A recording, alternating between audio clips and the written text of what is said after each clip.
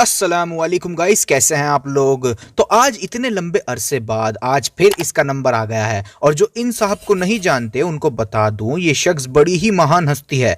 औरतों के हुकूक के लिए इन्होंने बड़ी लड़ाइयां लड़ी हैं और कोई अगर औरतों पर बुरी नजर डाले तो इनसे बर्दाश्त नहीं होता, तुरंत पजामे से बाहर आ जाते हैं, तुरंत उनके हुकूक के लिए खड़े हो जाते हैं ये साहब। तो ये हैरिस सुल्तान साहब का एक छोटा सा इंट्रो। मैं इधर ईस्टर्न यूरोप में फिर रहा हूँ। इतनी इतनी खूबसूरत लड़कियां इतने छोटे छोटे कपड़े पहन के फिर रही हैं। मैं तो देख के हैरान हूँ। उससे भी ज्यादा ये इंग्लैंड वगैरह से भी ज्यादा एडवांस। कोई बात नहीं, दिल के अरमान निकल आते हैं कभी कभी। तो ये है इस भेड़िए का असली रूप। बाहर से ड्रामे जी हम तो औरतों के हुकूक के लिए लड़ते हैं। अच्छा, मजे की बात ये है कि ये हराम खोर दूसरों को दर्ज देता है कि ऐसे किसी को देखकर आउट ऑफ कंट्रोल ना हो जाया करें यार, ये और वो। भगवान के लिए, खुदा के लिए, ये नीचे जो ठरकी मैसेजेस होते हैं करना छोड़ दो यार। इंग्लिश चैनल के नीचे ठरकी मैसेजेस किए होते हैं यार। थोड़ी शर्मिंदगी, एम्बैरेसमेंट होती है। इतनी ठरक मत झाड़ा करो। आए हाय हाय हाय आए हाय हाय हाय। खुद की नजर छोटे छोटे कपड़ों पर होती है और दूसरों को दर्ज देता है। खूबसूरत लड़कियां इतने छोटे छोटे कपड़े पहन के फिर रही हैं। आए हाय हाय हाय। अच्छा, यहाँ मैं अपनी वीडियो को भी प्रमोट कर लूँ। मैंने एक वीडियो बनाई है। ये लोग कुरान में 60 साइंटिफिक एरर्स बताते थे, तो 60 के 60 साइंटिफिक एरर्स को मैंने रिफ्यूट किया है बिना एक भी पॉइंट स्किप करे। इस वीडियो में इनके तमाम एतराज़ात का जवाब मिल जाएगा, जैसे फ्लैट अर्थ के बारे में, sperm between backbones and ribs के बारे में, फ्लैश आफ्टर बोन्स, इन सब सो कॉल्ड साइंटिफिक एरर्स का सबका आंसर इस वीडियो में मिल जाएगा। तो इस वीडियो की लिंक डिस्क्रिप्शन में एंड आई बटन में मिल जाएगी, वहां से आप देख सकते हैं। अच्छा जी, तो इसकी डिबेट हुई कैसर राजा साहब के साथ। तो इसने दाएं दाएं एक के बाद एक हदीसें फेंकना शुरू कर दी। इस टेक्निक को हम पेपर स्प्रे टेक्निक कहते हैं कि सामने वाले को इतना ओवरलोड कर दो कि वो रिस्पॉन्स ही ना दे पाए, ताकि बाद में आप अपनी विक्ट्री क्लेम कर सको कि देखो सामने वाले ने मेरे फला पॉइंट का जवाब नहीं दिया। अरे थोड़ी शर्म कर, छोटे छोटे कपड़े, थोड़ी शर्म कर। छोटे छोटे कपड़े। अच्छा, फिर अपने इन घटिया आर्ग्यूमेंट्स को पता नहीं क्या सोच रहा है कि जी मैंने न जाने कौन सी रिसर्च पेश कर दी, कोई मुसलमान जवाब ही नहीं दे सकता इन आर्ग्यूमेंट्स का। इडियट।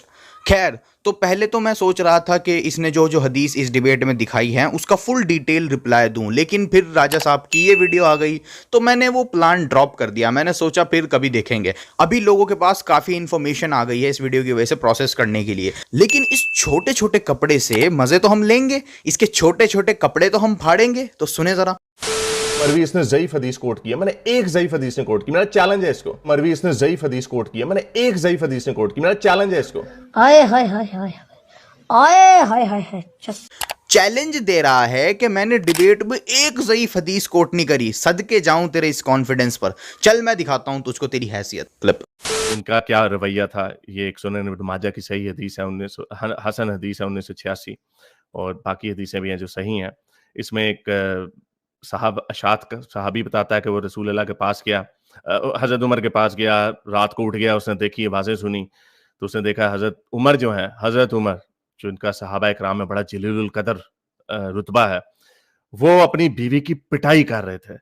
अशात ने पूछा ये आप क्या कर रहे हैं। जैसे लोग बीच बचाव करते हैं, अच्छी बात है, बीच बचाव कराना चाहिए। तो उसने कहा, हज़रत उमर ने बजाय इसके कि रुक जाते, उन्होंने उसको कहा कि मैंने रसूल अल्लाह से सुना है कि अगर कोई खावंद अपनी बीवी को पीट रहा हो तो बीच में नहीं आना। अब इसने सुनन इब्ने माजा 1986 नंबर हदीस दिखाई, जिसमें था कि उमर रजी अल्लाह ताला अन्हु ने अपनी वाइफ को मारा और कहा कि मैंने रसूलुल्लाह सल्लल्लाहु अलैहि वसल्लम से सुना है कि एक मर्द से कभी मत पूछो कि वो अपनी वाइफ को क्यों मारता है। अब ये हदीस एक ज़ईफ हदीस है। इस हदीस में एक नैरेटर हैं अब्दुल रहमान अल मुसली। ये एक अननोन शख्स है, वी डोंट नो कि ये कौन थे, इस वजह से ये हदीस ज़ईफ है। लेकिन फिर sunnah.com ने इसको क्यों हसन कहा हुआ है? वेल, इसकी वजह यह है कि sunnah.com कोई ऐसी वेबसाइट नहीं है जिस पर आप आंखें बंद करके भरोसा करो।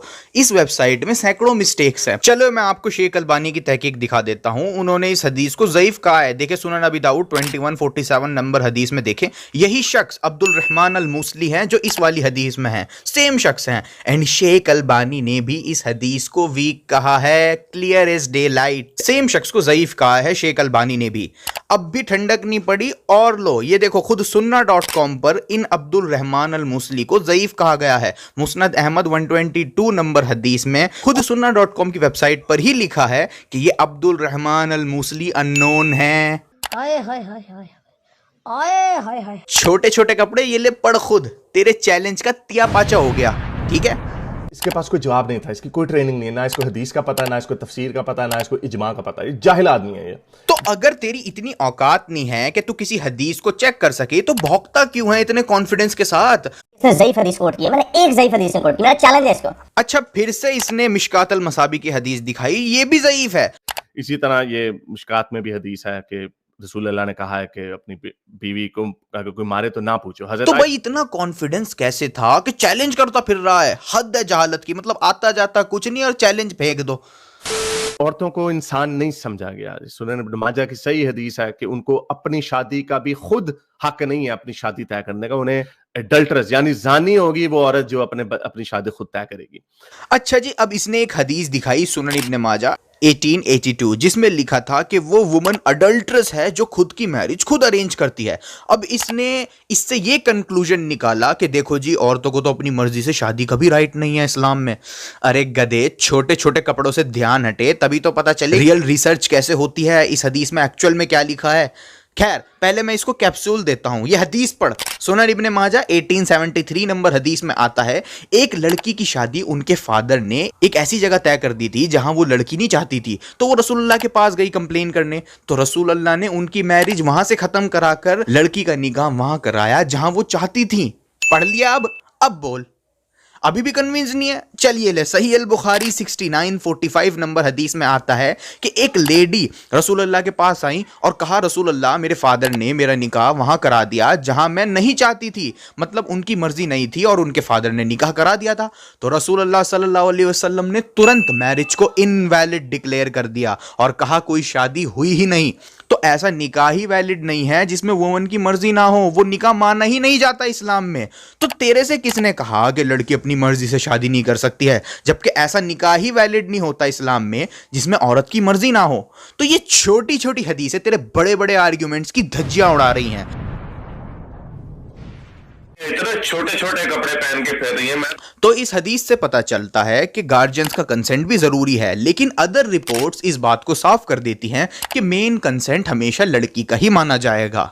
ठीक है, अच्छा, अब यहां मैं इस वीडियो का एंड कर देता हूं। मुझे बस इसके कॉन्फिडेंस की धज्जियां उड़ानी थी और ज़ईफ हदीस कोट की है, मैंने एक ज़ईफ हदीस से कोट की, मेरा चैलेंज है इसको, और वो मैंने कर दिया। अगर ये शख्स मेरी इस वीडियो का रिस्पांस देता है तब मैं इसको तबीयत से इसकी हैसियत दिखाऊंगा इस ग्राउंड में। तो बेचारा अब ये क्या कहेगा, छोटे छोटे कपड़ों के सिवा है क्या इसके पास कहने को अब। लेकिन फिर भी हैरिस, मैं तेरे रिस्पॉन्स का इंतजार करूंगा क्योंकि ये तो सिर्फ एक ट्रेलर था। अब अगर तू मुझे रिस्पॉन्स देता है तब उसके बाद मैं तुझको दिखाऊंगा कि तूने कितनी बड़ी बड़ी बोंगियां मारी हैं और तू कितना घटिया शख्स है। तो हम इंतजार करेंगे आपके रिस्पॉन्स का। मैं इधर ईस्टर्न यूरोप में फिर रहा हूँ, इतनी इतनी खूबसूरत लड़कियां, इतना छोटे छोटे इतना छोटे छोटे इतना छोटे छोटे इतना छोटे छोटे इतना छोटे छोटे इतना छोटे छोटे इतना छोटे छोटे कपड़े पहन के फिर रही है। मैं तो देख के हैरान हूँ, उससे भी ज्यादा, ये इंग्लैंड वगैरह से भी ज्यादा एडवांस